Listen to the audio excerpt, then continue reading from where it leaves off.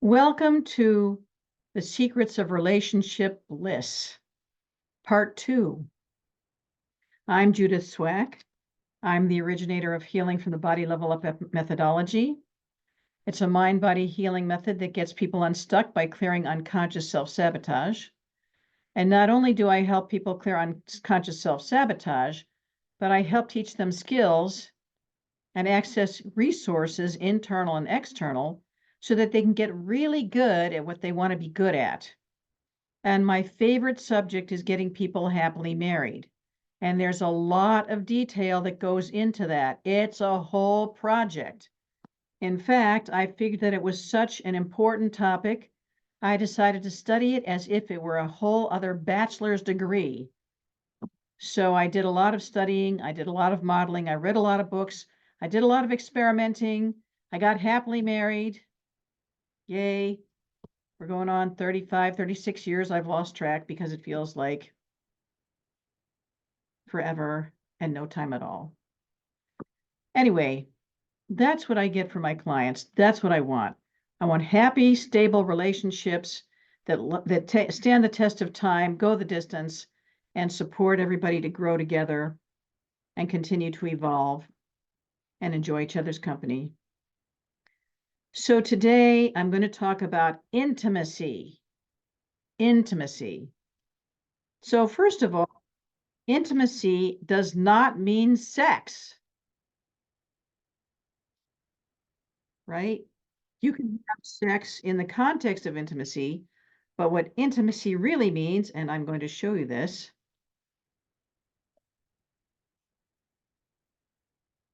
Intimacy. An intimate relationship. This is a definition from Wikipedia, and I really liked it. An intimate relationship is an interpersonal relationship. That means it's between two people. It's between you and somebody else, right? This is not just a relationship with yourself. This is a relationship between two people. So there's an energy and a connection issue involved here. So it's an interpersonal relationship that involves emotional or physical closeness between people. It may include sexual intimacy and feelings of romance or love, but not necessarily. Intimate relationships are interdependent. Two people come together and co-create the relationship, and they weave it into something in the middle that is neither of the individual, but is a creation of the both. And the members of the relationship mutually influence each other and build something that would not exist without the two of them together. Got it? So, what is required for an intimate relationship? The first thing you need to understand is that you are an alien.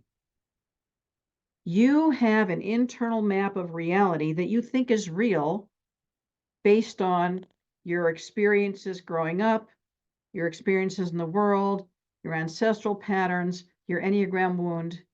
In neurolinguistic programming, we say the map is not the territory. You have an internal map of reality that is completely unique to you, and nobody else has your internal map of reality. Now, here's the problem.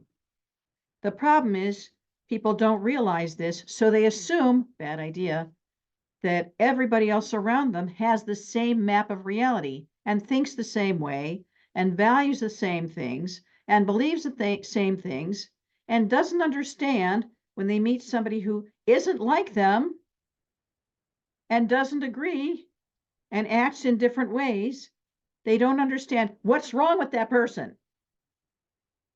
And the answer is there's nothing wrong with that person. You just don't know them. You have to understand you are a different person. You are unique and different. Everybody's unique and different. So with that assumption, you have to be careful not to project your reality on them because it isn't theirs. It's not. So therefore, that requires communication. Communication is a good thing. And communication doesn't mean, hi, honey, can you pick up some bread for dinner? Communication means, this is how I feel inside. This is how I perceive this reality. This is how I interpret what's happening. That's what it means. It means going inside, tuning into your map, and then sharing in words that other people can understand what's going on inside of you. That's actual communication, and that's actual intimacy. So my definition of intimacy is sharing your internal map of reality with somebody else in such a way that they can understand your interior world. And they communicate with you so clearly that you can understand their interior world. So in order to do that, you need neurolinguistic programming skills. I'm going to start teaching you neurolinguistic programming. So the first thing you need to know is that our sense of reality and how we make meaning out of things is based on our 5 senses. So we have bodies, and our bodies get information from the environment through our senses. So we have vision, we can see, we hear things, we smell things, we taste things, and we feel things. And we feel things in our body. We have physical sensations, we have emotional sensations. They are sensed in the body as feelings. These experiences, these sensory experiences, get filtered in through past experience and morphed into an interpretation. You may have heard, nothing means anything except what you make it mean. Well, that's actually true. So 2 people can have the same external experience and have a completely different interpretation about it and a completely different feeling about it, even though they went through the same thing at the same time. So it's really important to understand that just because you experience something and you interpret it this way, that's the real interpretation. It's just your interpretation. Somebody else could have a different interpretation and a different feeling about it. So in order to find out what's going on inside of somebody's mind, you need to ask them questions. So the first thing you need to do is use language that will give you access to the sensory representations that they've stored in their unconscious minds. So to that end, I have a handout. Here we go, audiovisual aid.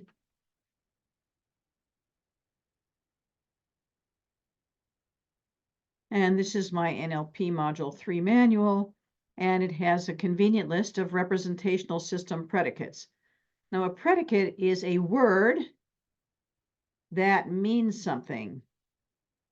So the visual predicates, when somebody's talking about an experience they had and they're describing it in their visual experience, they will use words that have visual connotations, such as clear. It was a clear day.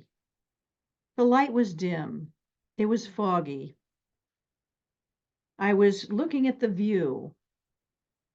I'm going to focus on this issue right here. Can you picture this? Right? Visible, imagine. The word imagine is visual. Outlook, watch. Oh, watch. Appear, it appears. Appearance, that's visual, yes? Glance, notice. If somebody is functioning in auditory mode, they're listening, hello, for sounds like ears, and they hear things and they tune in. See, it's kind of musical, right? They make a remark. A remark is something you hear somebody say. Pronounce, inquire, voice. I'm going to voice my concerns. That means I'm going to speak them out loud. Voice my concerns. Chatter, discuss, shout, talk, call. And then, of course, kinesthetic. I feel very touched. I'm touched. I feel this way. I need to get a grasp on this, or I need to get a grip on myself, right? And they go like this. It's a feeling. You can actually see them, hold on to something. I'm numb. Then there's soft, there's hard, there's hot, there's cold, there's relaxed, there's stiff, so on and so forth. So you need to listen to the language they use and understand which representational system they're speaking from so that you can use words to speak back to them and connect in through the same sensory system.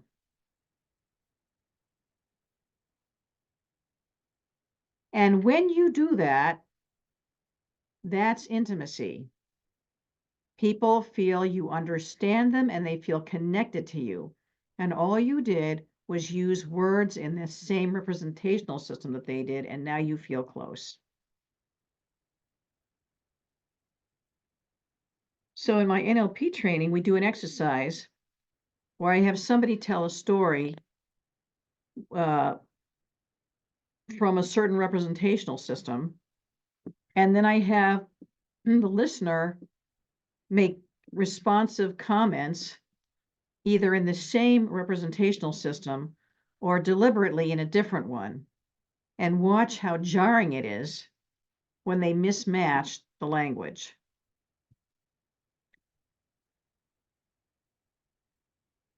The other thing is, people will have a preferred system. So if somebody's visual, they'll be looking up, they'll be remembering visually, they'll paint a picture for you. If somebody's auditory, they'll be listening. So they'll often turn their head and their ear because it looks like they're actually listening, right? They're putting their ear towards you. So my mother and father used to fight. It went like this. I'm talking to you. Look at me. And he dominated an auditory, and he'd be like this. So she'd go into a fit that he wasn't listening to her, when in fact he was listening. She dominated in visual, he dominated in auditory. They mismatched representational systems, and then they'd fight about it.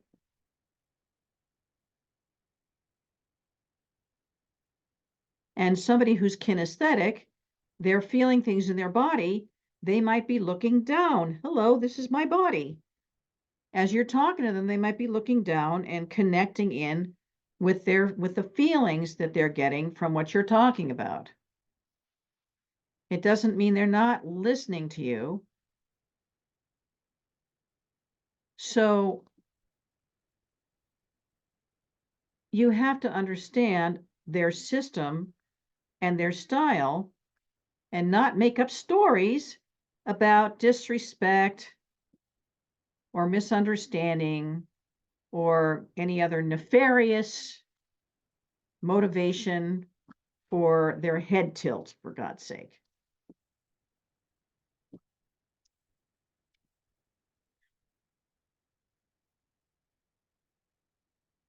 Now, once you understand that the other person is alien from you and that you need to listen to them and ask them questions about their inner world, then you get patient and then you learn things.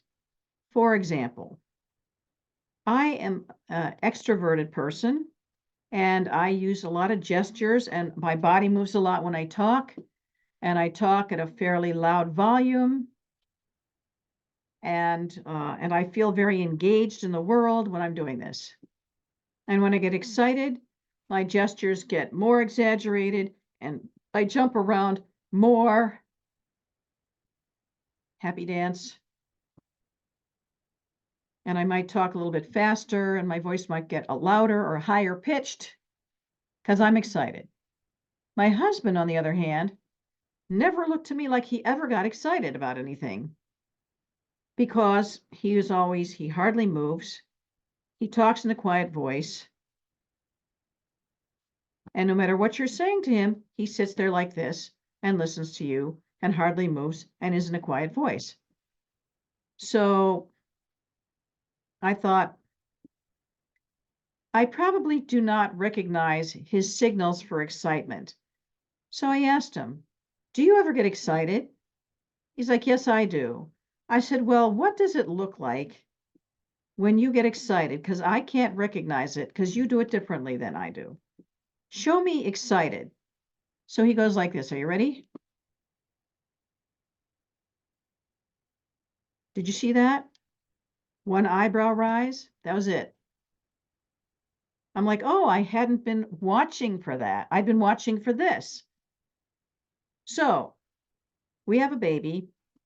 We're going for a prenatal visit where you hear the heartbeat. Very exciting. And he comes with me, and they put the little sensor on, and you can hear the heartbeat. And I burst into tears, and he goes like this. Are you ready? Did you see that? 2 eyebrow raises. So I said to him, oh, goodness, you're so excited. You raised your eyebrows twice. He says, yes, I'm very excited.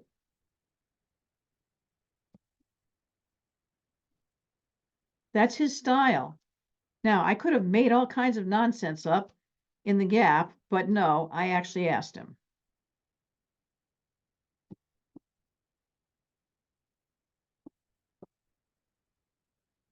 So I teach communication skills periodically at Newton Community Ed. And I ask people to describe what they mean by a certain word. My very first clients, back in the day when I was a baby therapist, my very first clients came in and said, he doesn't love me, she doesn't love me. And I said to the woman, well, what exactly do you mean by love? What does that mean to you?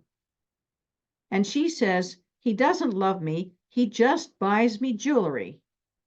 And she showed me a triplet ring. It was pave diamond emerald, pave diamond sapphire, and pave diamond ruby. You know, one of those triplet sets. He just buys me jewelry. She goes like this. Look at the face. He just buys me jewelry. I'm thinking, it's nice jewelry. I said, I'll take it. So I said, well, okay, that doesn't work for you. What would make you feel loved? How do you represent that? And she said, if he would say in words, I love you. Okay. I look at the man, I go, all right, are you able to talk? Yes. Can you say the words I love you in English? Yes. Let me hear it. I love you. Great. Look at her, look her in the face and say, I love you. He looks her in the face. He says, I love you. She goes like this. Oh, she melts. All right, then. Then I asked her, how often do you need to hear it? Well, she would like to hear it once a day. Okay, then. I look at him, I say, are you capable of saying I love you once a day? Yes, I am, he says. All right, okay, good. Then she went to the bathroom. I said to him, listen, try this. Anytime she starts to get bitchy, say I love you and see what happens. Sneaky. So that's what he did. Came back a week later. We're in love. They're in love. They were so in love, it was unbelievable. They were just like falling all over each other. We're in love. All it took was really to get the signal right. Now, obviously, his internal representation of love is buy beautiful things for somebody. That to him felt like love. So, of course, he was doing his version on her. but it wasn't her version. So here we have the projecting thing again that doesn't work. I had a client, a couple. He doesn't love me. She doesn't love me. Okay. Well, what do you mean by love? So for her, she needed to hear verbally once a day, you look beautiful. We tried other synonyms. You look pretty. You look gorgeous. You look stunning. You look fabulous. Nada. Nothing. Only the word beautiful resonated in her reality. All right. Now for him, his definition of love was having somebody stroke his hair. So he had a kinesthetic representation. She had an auditory representation. Mismatch. So of course what happened was they got into a fight because they were late for a party and she was nervous, so he was driving fast, but she didn't want him to be reckless, so she said to him, calm down, you look very handsome tonight. Of course that didn't register on him, but he knew she was trying to, say something nice. So he reached out and stroked her hair. Well, she starts screaming that he has just ruined her hairdo and she will not look beautiful. And how could he do this to her? And, she didn't want to go to the party. She's so mad. Huge fight, huge fight. So we explained, don't project. So now he tells her she's beautiful and he needs to have his head stroked once a week. Fine. Sit down next to him, stroke his head once a week. How hard is that? So I wrote my article about the complex equivalence, secrets to making your partner feel loved, which was referenced in my newsletter. And a year after I published that, I got a phone call and the woman said, thank you, you saved my marriage. I said, really? Now, I didn't recognize the name. So I was embarrassed that I'd forgotten the name of a client. I didn't know who was talking to me. I looked her up in my database. Her name wasn't in my database. So she wasn't a client of mine. So I had no idea what she was talking about. So I said, all right, well, okay, that's lovely. How did I save your marriage? Because I didn't work with her. She said, well, I read your article on simple secrets. And I used to think, pay attention here, I used to think it was really hard to show somebody love and that they'd be really needy and it would take a lot of energy out of me. And so I just didn't want to do it. But then I read your article about how easy it was, because if you just understood like one little thing, it would make a lot of difference. So I asked my husband what felt like love to him. And he said, if you would make me a cup of tea while I'm watching television. Right? So now that's gustatory. It's like food. She's going to make him some warm drink, tea, and he's going to drink it and he's going to feel loved, right? Tea is love. So she would notice when he was watching television, she'd come in and say, honey, would you like a cup of tea? Yes, I would. Okay, she'd make him a cup of tea. So within a month, they were in love. Then she noticed that her daughter had stopped coming home for dinner, her teenage daughter. So one day, she asked her daughter, why have you stopped coming home for dinner? And her daughter says, because there is no food in the house. So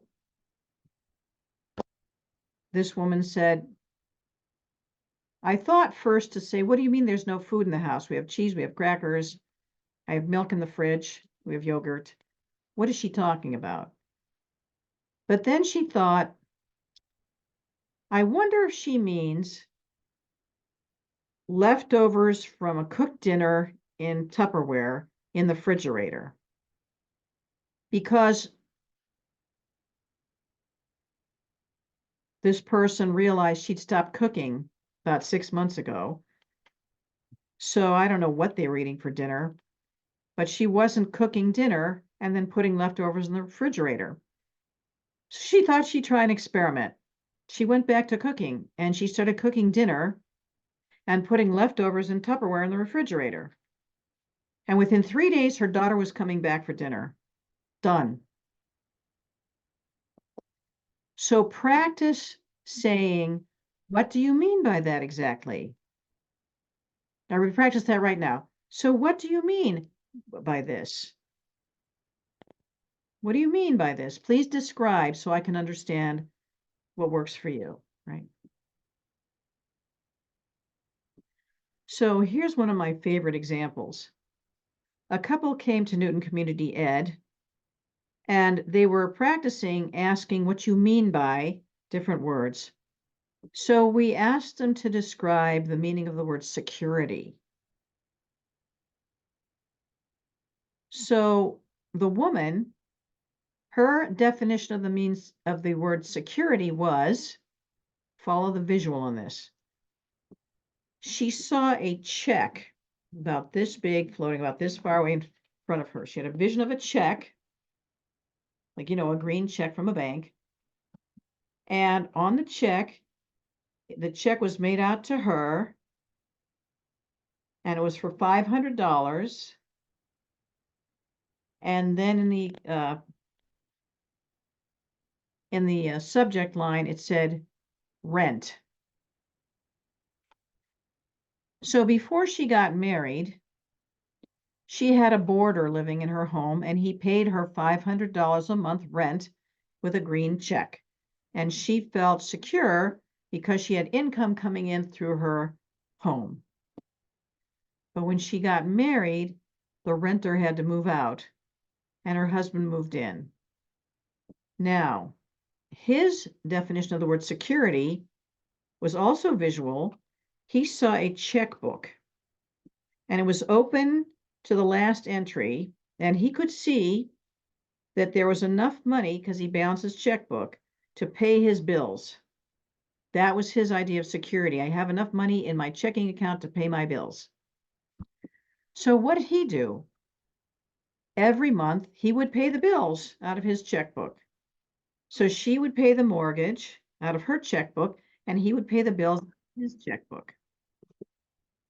And what I said was, I know this is going to sound funny, but when you married him and when you married her, she lost her security.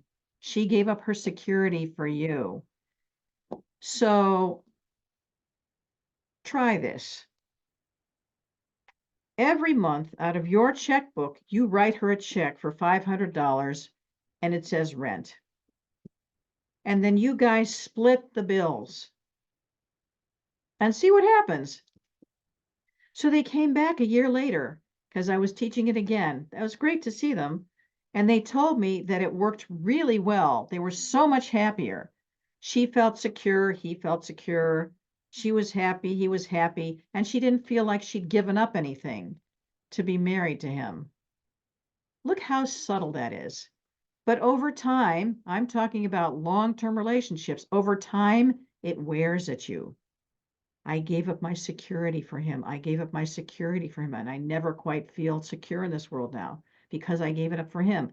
And that's an undercurrent. You don't want undercurrents. Am I right?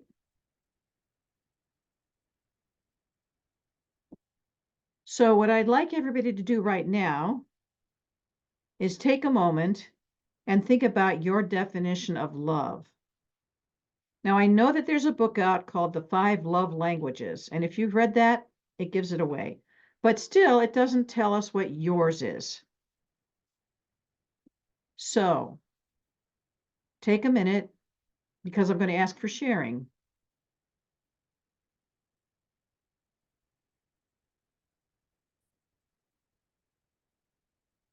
And I want you to be really specific. Is it a visual thing? Is it something you need to hear? Is it something a touch? Something physical?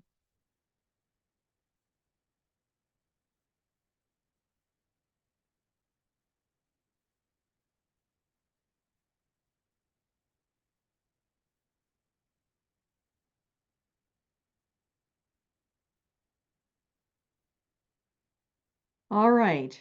Deb R., what is your definition of love? So I have read the 5 languages book, Mm-hmm. and my love language is quality time. Mm-hmm. And I would say, so obviously spending time with me and listening to me, being heard and try to understand what I'm talking about. So being heard, understood, and spend time with me alone, just me and that other person. All right. So you need to spend time alone with that other person. So there's only two people in the room, one you and the other person, yes?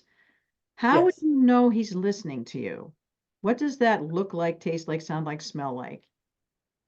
If like he could repeat back what I was talking about or the feelings that I had in a certain situation, or if it was a problem that, that he understood that it was a difficult situation, just to say words that confirmed to me that he actually heard what I said. All right. That's very important because some people might think it's respectful to listen without talking, right? Yes. And Yeah, I and need to hear and words. Right. yes, and he might, and you need to hear words. Yes. Mm-hmm. Well, there you go. And how often do you need to have that to feel loved? Like once a week, every day? I personally, my ideal would be to be in a relationship where we at least had some, like, maybe an hour of quality time together. And every single day? I mean, I haven't been in a relationship in a long, long time, so I'm really not sure. Well, No. tune in and go with your feeling. What's your feeling on this? Yes, to me, like for somebody to even just hear how my day was. All right, very good. Every single day. Yes. Yes, well, that's important. And that reminds me, intimacy. There is a rule. I teach people the rules of life. There's a rule, and it's called the 10-minute reentry strategy. So it turns out that when people go to work during the day or they leave each other, they feel distanced and disconnected. And this person gets busy and this person gets busy. So when they come home in the evening or whenever they meet each other again, it's very important that they spend the first 10 minutes of coming back together talking to each other. 10 minutes. That's a real number. 10 minutes. Talking to each other and not rushing off. Okay, if they have to go to the bathroom, fine. But, not rushing off to start dinner and not rushing off to take the dog for a walk and not rushing off to, kiss the kids. And you can do that, but you really have to come together 10 minutes and that resets the connection. And if you don't do that, you start to drift apart and feel like you can't feel each other. You don't really feel connected. When I first got married and we bought a house, I felt very disconnected from my husband because it was very strange. He'd come home and then he'd say, "Hello, how was your day?"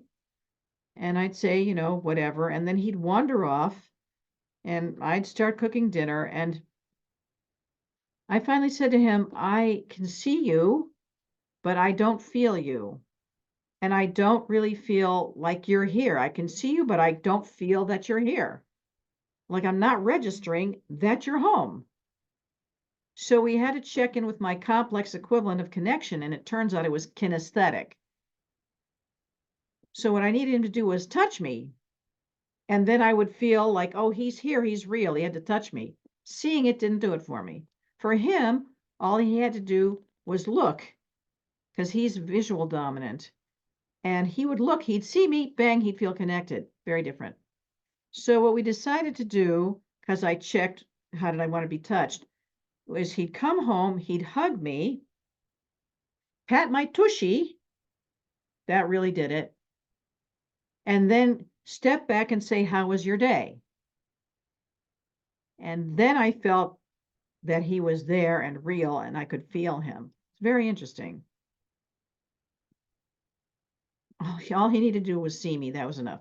So really, we're talking very detailed and very microscopic and subtle, but really important um, connections at the sensory representational level. But when you figure it out, it's very simple. It's like, okay, kiss me, hug me, pat my tushy. Good. You're home. And every day, because until he does it, I don't feel that he's there. What can I tell you? So that's intimate, being able to actually describe your internal representation through your sensory-based language of what you need to accomplish a something. So for me, the connection meant pat my tushy,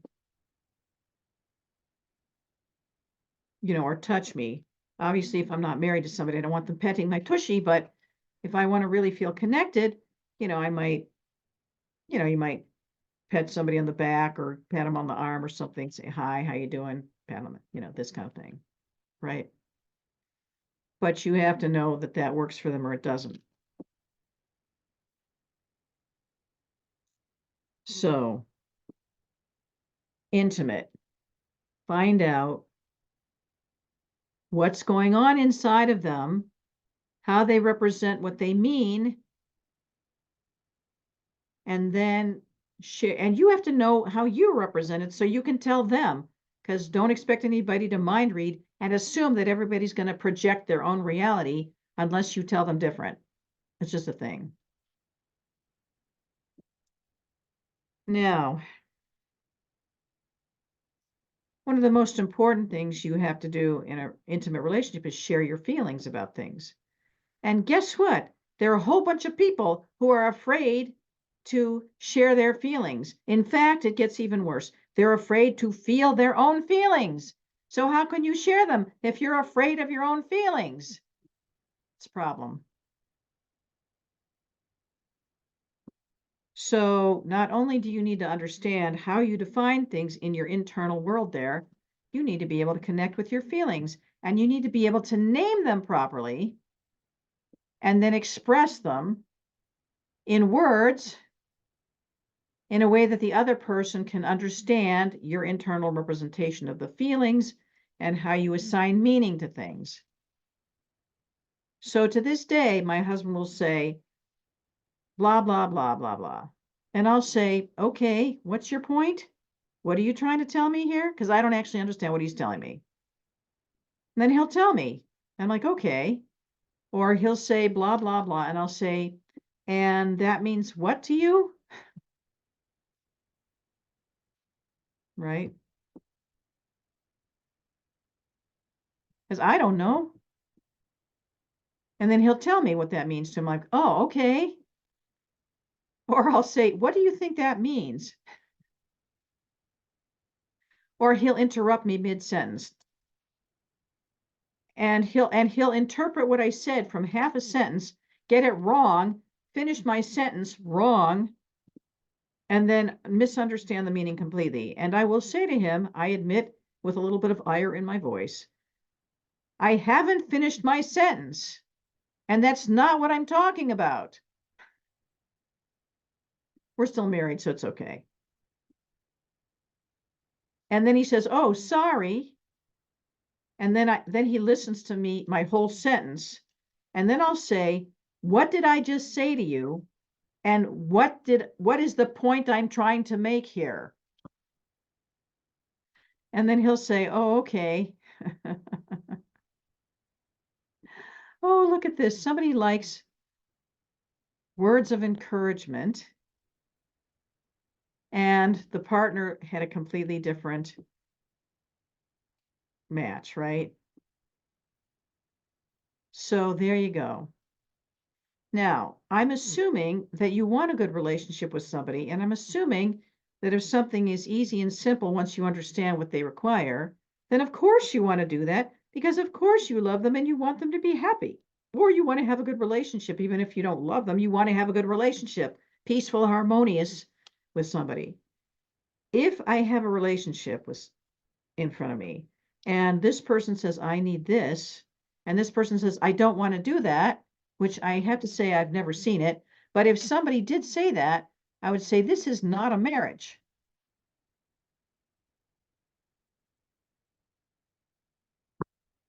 Why would you be in a relationship with somebody that you didn't want to make happy? Why would it be such a burden to do something simple like that? What is wrong with this? So then I would say, you know what? We're going to clean up the damage patterns that you're running in your unconscious minds around relationships. We're going to clean everything up and we're going to figure out why you came together. And if you came together because you married your nasty father and you were trying to work out your karma through a husband or a wife or something like that, we're just going to clean that up with HBLU. And then when that's out, let's look and see if there is anything real in this relationship. And if there is, then let's recreate it because it's a created, let's recreate it from a healthy point of view so that it works for both of you. Yes.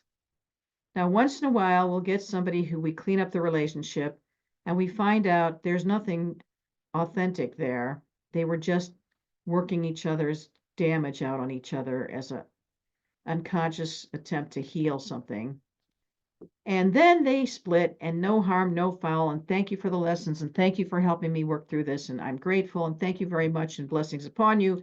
And go be happy. And then they find somebody else in their cleaned up state who's healthy and they create a new relationship. So it's all good.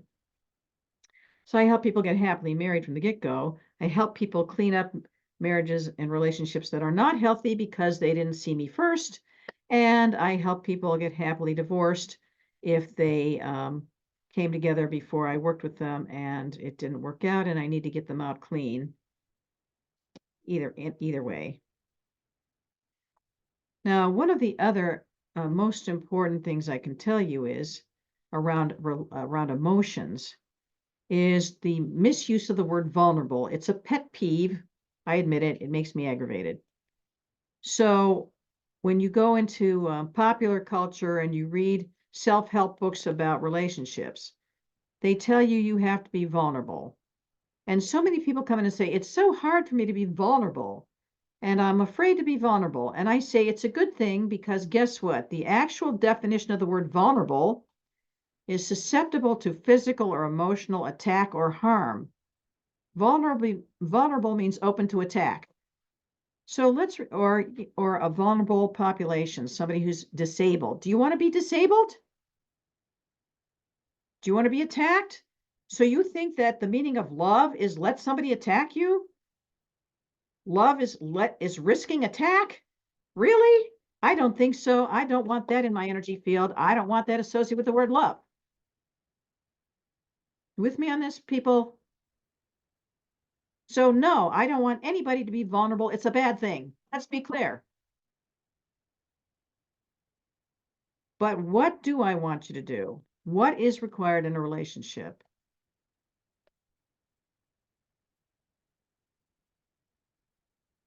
I want you to be emotionally open, honest, and authentic, not vulnerable. So people misuse the word vulnerable, and I think what they really are trying to say is emotionally open, honest, and authentic.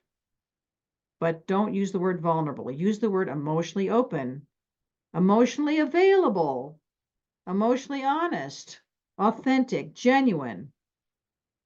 Use those words. Write these down. Memorize these words. Don't use the word vulnerable wrong again.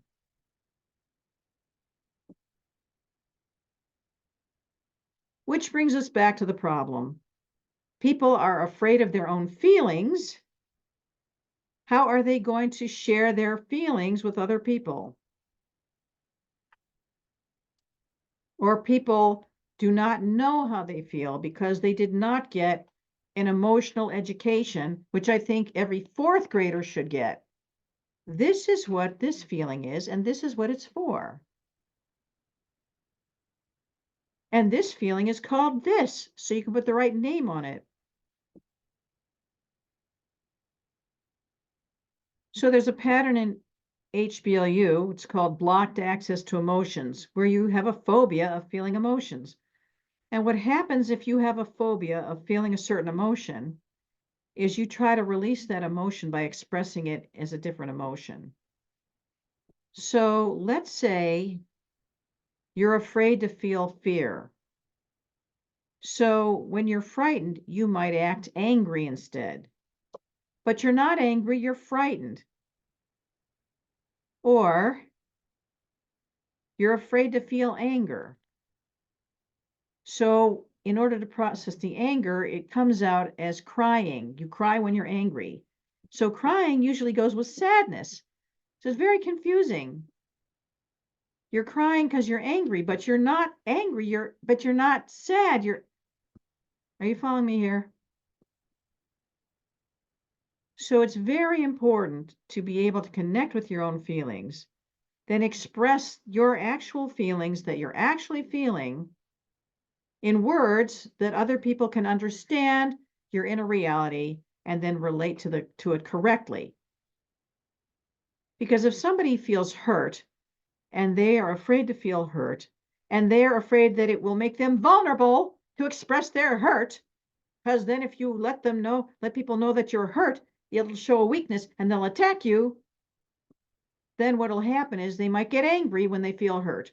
So if they get angry and you get angry back and you start shouting, you've missed the point completely, because what you should have said is, how are you really feeling? And what's underneath the anger?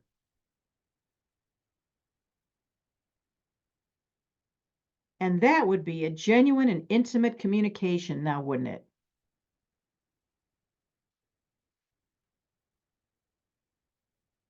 Because then the person would calm down, tune in, search around and go, oh, you know what? Yeah, it's true. I feel hurt. I feel you hurt my feelings. You're like, oh, I didn't realize. I'm sorry. Tell me how I hurt your feelings. Then you have a discussion. It's a beautiful thing. So, 3 months into dating my lovely husband, he showed up an hour late for a dinner date. Now, my husband turned out to be an Enneagram 9, and I basically didn't know the Enneagram, but if you do, then you'll realize that they're afraid of confrontation and they're afraid of their own anger. So they're very passive aggressive. So he showed up an hour late for a dinner date. And I said to him, you're an hour late for the dinner date. And he said, oh, yes, traffic. I said, no, you're angry with me. And this is a passive aggressive act. It's 3 months into dating. And he looked shocked. I kind of nailed him. He said, no, I'm not. I go, yes, you are. And guess what? I'm going to sit down now on the couch and I'm going to wait till you tell me what you feel angry about. And we're going to talk it out. And then we're going for dinner. So he was so intimidated that he actually stood behind the armchair that was across from the couch. You know how like people might sit down in the armchair across from you and look at you in the face? No, he stood behind the armchair and peeked out over the top. Yes, I was laughing inside. So then he told me what it was. I don't even remember. We had it talked out in 5 minutes. So as we were leaving to go to dinner, I said to him, listen, you just wasted a bunch of time and energy uh, not dealing with the anger. You could have just told me straight out. In my family, anger just says there's a problem we need to talk through and solve it. And I'm not going to reject you just because you feel angry. And it's a much more streamlined and efficient strategy to just tell me. And he said, all right, then. Then I thought, oh no, I hope I haven't created a monster. But so he tells me now, so that works out. So no more passive aggressive business. And if we're upset with each other, we just say so and talk it out. Very important to understand how you're feeling, express it accurately. And if somebody isn't very good at that, it's important that you, the listener, ask them, how are you really feeling?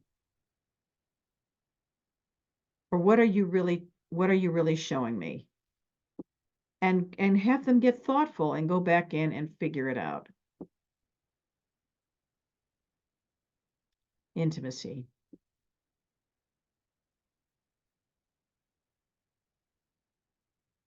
So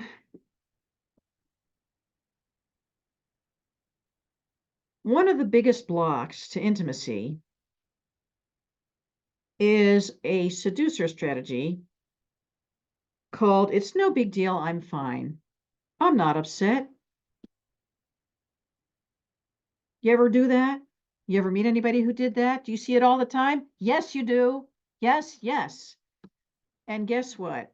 How can you have an intimate relationship when you're pretending that you're not upset when you are? Is that even possible? No. So I'm going to show you this pattern.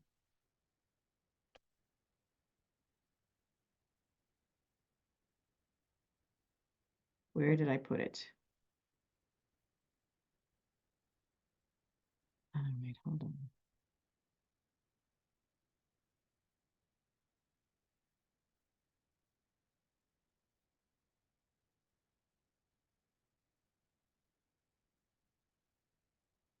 Okay.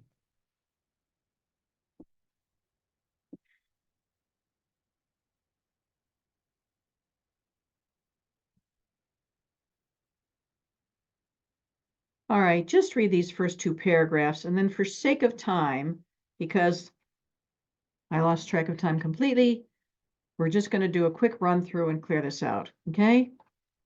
So look, I called this article, "Guess What? I'm Not Fine."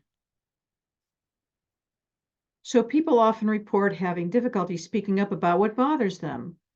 And nobody gets along in a relationship perfectly because you have different worlds. So something stressful happens, and they just tell themselves, "Oh, it's no big deal, I'm fine," or "I'm not upset," when they really are. And why do people do that? Because they learned from role models at home or in school or in the culture that it wasn't appropriate to complain, whine, or appear weak. And it's not just men, it's also women. It's gender neutral. So it's a way to be cool for both men and women to display a kind of macho to "I'm tough. It doesn't bother me." Sadly, this pattern causes people to internalize the stress through their mouths and stuff it down into their chests. Because what are you going to do with that stress? You stuff it. And over the years, the stress continues to accumulate in their bodies.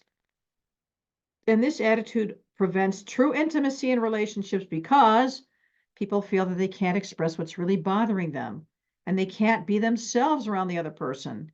And it's frustrating for other people too because they can sense the withholding and lack of communication. But fortunately, this lifelong pattern can be easily healed in just a few minutes by using the HBLU protocol for treating seducer strategies. So, what's a seducer strategy? In summary, you have a dead part, a party that feels desperate. And this part thinks that the only way it can get what it needs is to manipulate other people into giving it to them. And manipulation doesn't work. So here's the dead part, and here it's trying to manipulate. And the way to clear a seducer strategy is to figure out what this part of you that's running this pattern is trying to get that it's desperate for. So here's the punchline. You figure out what you're desperate for, and then you have to say, "I'm not going to do this anymore," while feeling desperate not to. And then you have to say a prayer and ask God to free you. So let's look at what people try to get usually by pretending it's no big deal. They try to get respect, respect for being tough. They try to prove that they can take care of themselves. They try to get love. "Okay, I'm not going to rock the boat. I'm going to have peace and harmony here. I'm just not going to complain." In fact, we have a joke in my family. My husband says, "I'm not the type to complain, but if I were, I'd complain." You might have seen that on a cartoon or something. We think that's funny, but not really. And what are you trying to get by pretending you're not upset? Acceptance. Boy, people are desperate for acceptance. And safety. People are afraid if they complain, they'll get punished or rejected or beaten up or yelled at or something. But in the end, they end up stuffing things down and then they don't really express what they need. Okay, so everybody tune in. Everybody who does this, and you know who you are, tune in because we're going to do this together. Tune in. This is a standard list and check in with this part of you that's pretending it's no big deal and you're just fine. and figure out if there's anything else that this part of you is trying to get by acting not upset and pretending you're fine. Take a moment, figure out if there's anything else you are trying to get.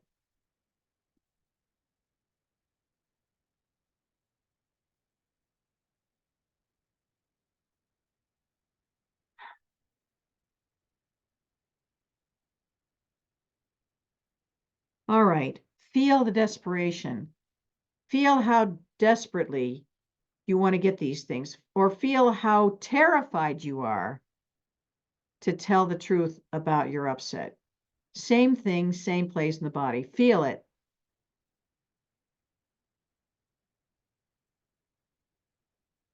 All right, ready? We're going to release this pattern. Everybody say this along with me. I renounce this strategy. It's no big deal. I'm fine. I'm not upset.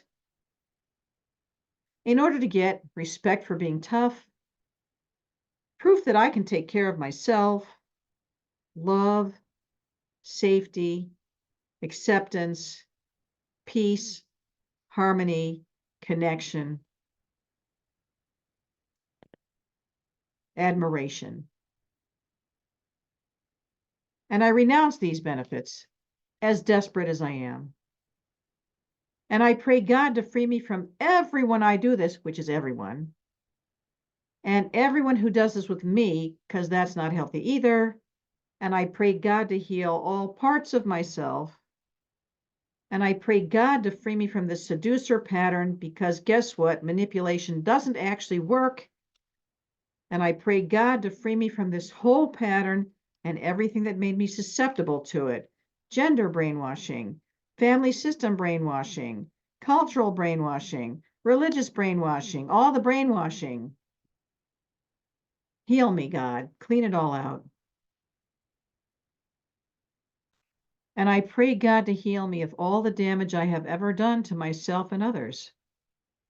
And release all the stress I have ever accumulated while under the influence of this pattern, and erase it so completely, it's as if it never happened. All right, everybody, not towards me. Exhale all the stress you've accumulated your entire life. Release it out of your lungs, and if it went into your stomach, that too. And exhale, really.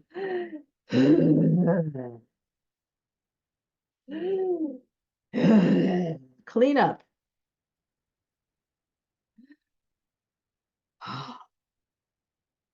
From the bottom of your lungs all the way out, out.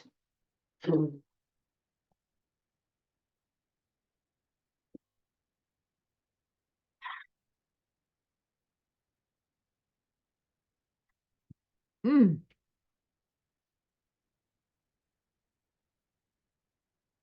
good. And I pray God to provide me with whatever else I need on the benefits list in a healthy way.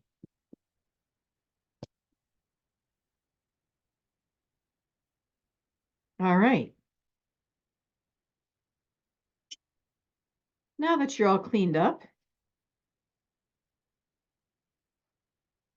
and you're feeling better in your chest and your stomach, and you can breathe again now, this pattern is a serious pattern. And when you finish clearing it, you realize there's a joke. Are you ready for the joke? If it's no big deal, then just deal with it. Get it? Are you laughing?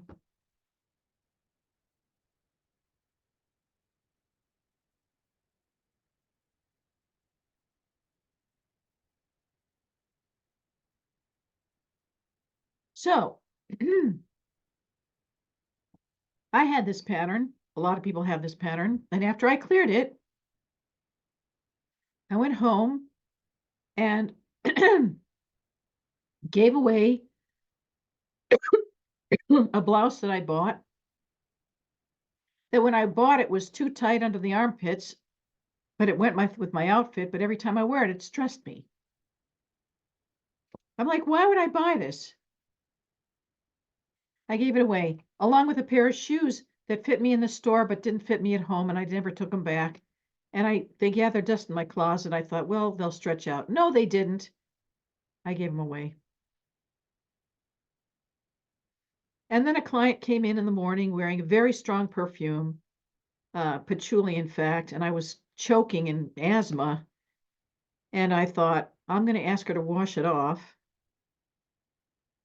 But then I'm afraid she'll be upset and not come back. But then I thought, it's no big deal. I'll just put it out there. So I just went really into this whole new frame. It's no big deal. I'm just going to put it out. So I said to her, so you're wearing perfume today? She said, yes, I am. Do you like it? I said, usually I like perfume. Is this patchouli? Yes, it is. Sadly, I said, that's the only scent I actually hate. And she laughed. And she said, okay, I just won't wear it when I come again. I'm like, okay, fine, thank you. And the weird thing was I stopped smelling it as soon as she said it, because I would have asked her to go and wash it off, which would have been no big deal. But I didn't even have to do that. So I have found that once you're clear of this, when something bothers you, you pay attention right away and you deal with it right out here. You never take it in, you never stuff it down, you never accumulate, you just deal with it.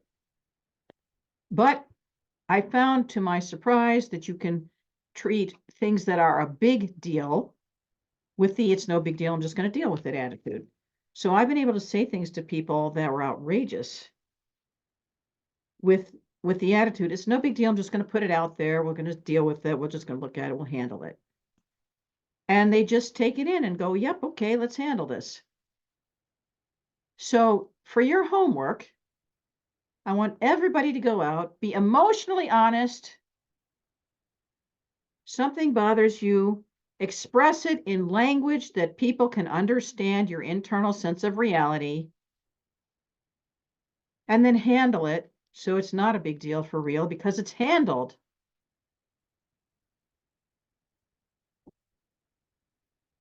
And that is my lecture on intimacy.